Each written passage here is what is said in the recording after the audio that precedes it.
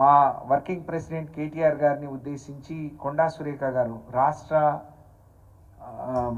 మంత్రి గారు ఒక అభ్యంతరకరమైన వ్యాఖ్యలు చేశారు. దాన్ని మేమందరం కూడా తీవ్రంగా ఖండిస్తూ ఉన్నాం.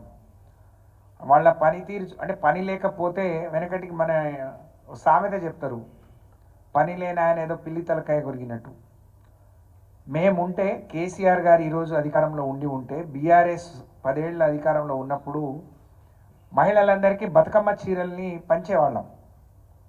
ఎంగిలి పూల బతుకమ్మ రాష్ట్రంలో మహిళలందరూ దసరా పండుగను రాష్ట్ర పండుగ చేసిన తర్వాత మహిళలందరికీ దసరా కానుకగా బతుకమ్మ కానుకగా చీరలు ఇచ్చినాం. ఆ సంస్కారం లేదు, ఆ ప్రభుత్వానికి లేదు, ఆ ముఖ్యమంత్రికి లేదు, ఆ మహిళా మంత్రులకు లేదు. కానీ ఈ రాష్ట్రంలో మహిళల్ని ఉన్న 2 మహిళల్ని కూడా రాష్ట్రంలో ఉండే మహిళల సంస్కారం అంటే వాళ్ళిద్దరే సంస్కారవంతులు, అందరూ వాళ్ళనే గౌరవించాలి. వాళ్ళకి ఎవరేం చేసినా చీమ చిటుక్కుమన్నా వాళ్ళని ఎవరు ముట్టుకోవద్దు, అందరూ వాళ్ళ వైపే ఉండాలి. కానీ మిగతా మహిళలు కాదు, మనుషులే కాదు, వాళ్ళ కుటుంబాలు లేనట్టు మాట్లాడుతున్నారు. ఇది నిజంగా శోచనీయం. దీన్ని తీవ్రంగా ఖండిస్తూ ఉన్నాం.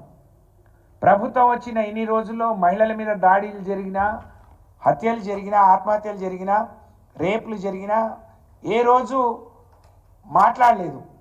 వాళ్లే పైపెచ్చు మహిళా నాయకురాలై ఉండి రాష్ట్రంలో అనేక మంది మహిళల గురించి మరి చాలా పలచన చేసి మాట్లాడారు. ఉదాహరణకు కవిత గారి గురించి ఆమె జైల్లో ఉండి బాధపడుతుంటే ఆమెదో రుద్రాక్ష మాల వేసుకుంది, తాళి అడుగుతుందట. ఆమె తాళి వేసుకుంది, నేను ఎప్పుడు చూడలేదు. మరి కవిత గారి ఇంట్లో సురేఖ రోజు ఉండదు కదా. ఈరోజు మొన్న కొండా సురేఖ గారి పైన ఏదో ట్రోల్ చేసిండ్రు. ఆ డీపీలో హరీష్ రావు గారి ఫోటో ఉంది అని చెప్పి తెలిస్తే దాన్ని బీఆర్ఎస్ పార్టీ ఎవరు చేసినా, బీఆర్ఎస్ అయినా వ్యక్తిగతంగా అయినా వ్యక్తులైనా దాన్ని శిక్షించాలి. దాన్ని తీవ్రంగా ఖండిస్తున్నాం. ఇది కరెక్ట్ కాదు అని చెప్పి మేము అందరం కూడా ముక్త కంఠంతో దాన్ని ఖండించాం.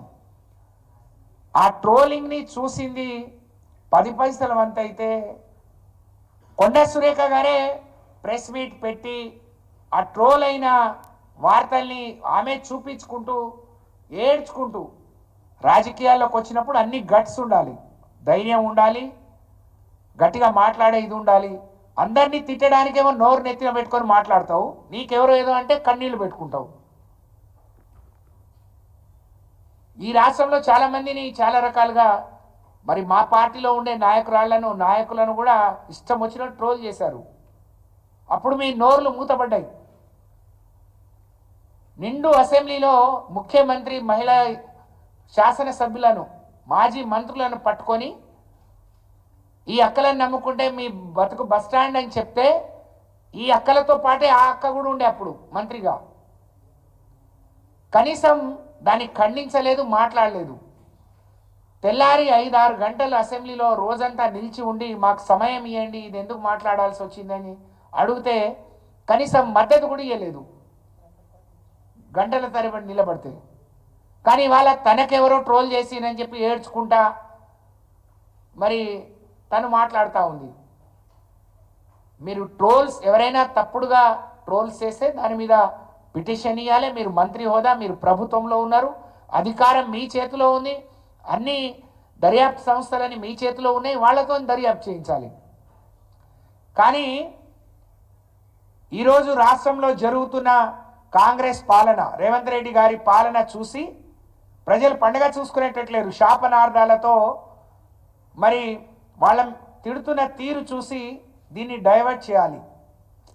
ఒకప్పుడు దసరా వచ్చిందంటే సంబరంగా ఊళ్ళలో బతుకమ్మ ఆడటానికి ఊర్లు ఖాళీ, హైదరాబాద్ ఖాళీ అయిపోయి ఇళ్లలోకి వెళ్ళిపోయేవాళ్ళు. పండుగ చేసుకుంటే ప్రభుత్వం కూడా వాళ్లకు బహుమతులు ఇచ్చేది.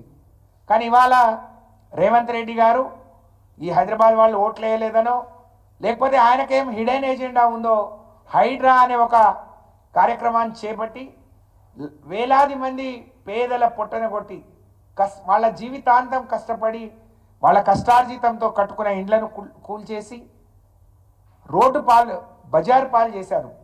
అందులో మహిళలు ఉన్నారు, గర్భిణీలు ఉన్నారు, బాలింతలు ఉన్నారు, చిన్నపిల్లల తల్లులు ఉన్నారు, ముసలి వాళ్ళు ఉన్నారు. వాళ్ళ పక్షాన మాట్లాడండి. వాళ్ళని సమర్థిస్తున్నారు మీరు. హైడ్రాని సమర్థించే ముందు ఇంతమంది రోడ్డున పడితే ఇది ఈరోజు బీఆర్ఎస్ ప్రభుత్వం వచ్చినప్పుడు జరిగింది కాదు.